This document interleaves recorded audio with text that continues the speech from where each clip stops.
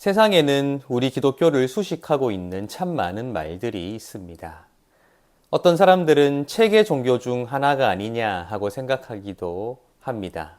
경전을 중심으로 한 다양한 종교들이 있을 텐데 우리 기독교 역시 하나님의 말씀이라고 고백하고 있는 이 성경을 읽고 묵상하고 또한 그것을 해석하여 우리 삶의 의미를 발견하고 우리 삶을 이끌어 갈 수 있는 원동력을 얻고 있기에 우리 기독교는 체계 종교이다라는 그러한 설명을 하는 것이 사실입니다. 또 다른 한편으로 우리 기독교를 은혜의 종교라고 부르는 것도 사실일 것입니다. 하나님께서 하나님의 은혜, 즉 선물로서 우리에게 믿음을 허락하여 주시고 그 믿음으로 인하여 우리가 하나님의 자녀로서의 권세를 누리며 살아가게 하신 것을 우리가 고백하고 있기에 또 성경도 그것을 증언하고 있기에 우리 기독교를 은혜의 종교라고 부르는 것도 사실일 것입니다. 맞습니다. 우리 기독교를 나타낼 수 있는 수많은 말들이 존재하고 있고 그 모든 것들이 모이고 모여 우리 신앙의 현재의 모습을 구성해내고 있다고 해도 과언이 아닐 것입니다.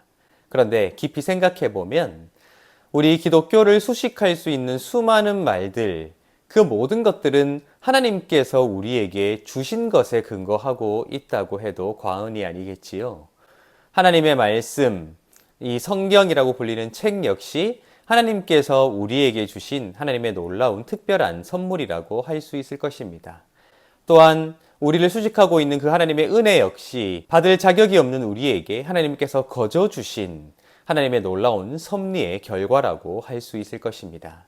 그만큼 우리 신앙은 하나님께서 우리에게 주신 것들로 시작하여 하나님께서 우리에게 주실 것들을 사모하며 살아가게 되는 것, 그것이 우리의 신앙을 구성하고 있다고 하는 것이지요.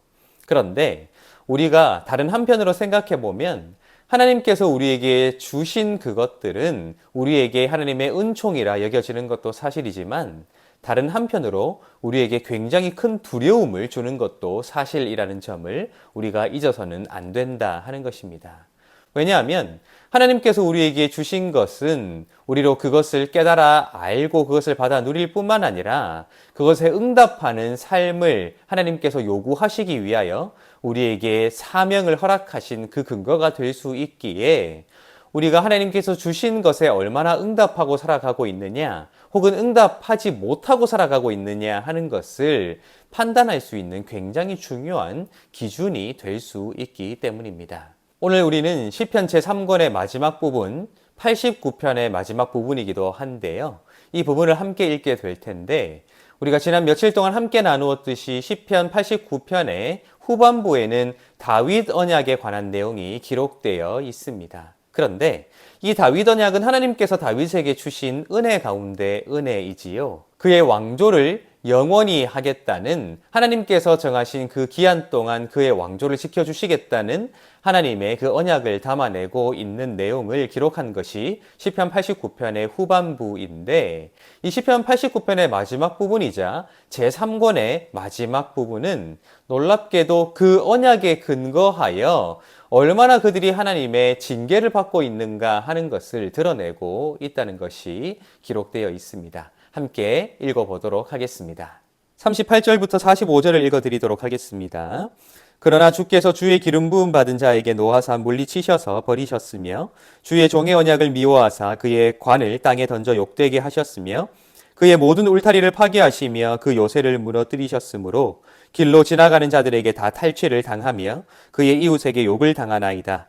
주께서 그의 대적들의 오른손을 높이시고 그들의 모든 원수들은 기쁘게 하셨으나 그들의 칼날은 둔하게 하사 그가 전장에서 더 이상 버티지 못하게 하셨으며 그의 영광을 그치게 하시고 그의 왕위를 땅에 엎으셨으며 그의 젊은 날들을 짧게 하시고 그를 수치로 덮으셨나이다. 아멘. 한때는 하나님의 언약을 받아 영원한 왕조를 약속받았던 다윗의 왕가지만 어떻게 그들이 이렇게 철저히 무너질 수 있었는가 하는 것이지요. 우리는 이미 성경을 통해 그 답을 알고 있습니다. 그들이 하나님의 은혜로서 주어진 철저히 하나님께서 그들에게 허락하신 그 언약, 그것에 감사하며 항상 그 언약에 근거하여 자신들의 삶을 겸비해야 함에도 그러지 못하고 하나님을 손쉽게 버리는 행동이 이미 다윗의 아들이었던 솔로몬의 시대 때부터 시작되었다 하는 것을 우리가 알고 있지요. 그 이후에 히스기야와 요시야와 같은 왕들을 제외한다면 유다 왕들의 역사는 죄로 얼룩진 역사라고 할 수 있을 만큼 굉장히 어두웠던 역사라는 것입니다.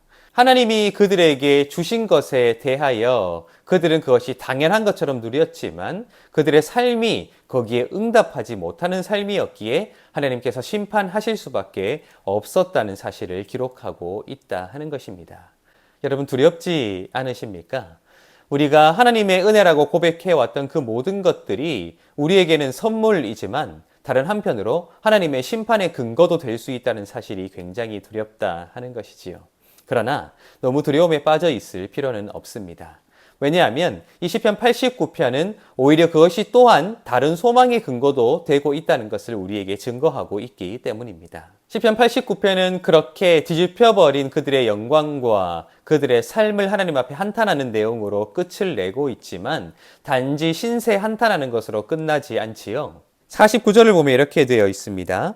주여 주의 성실하심으로 다윗에게 맹세하신 그 전에 인자하심이 어디 있나이까? 라고 되어 있습니다. 결국 시편 89편은 하나님께서 다윗에게 허락하신 그 언약을 근거로 해서 다시 하나님의 행동하심을 촉구할 수 있는 소망의 근거를 우리에게 나타내고 있다 할 수 있습니다.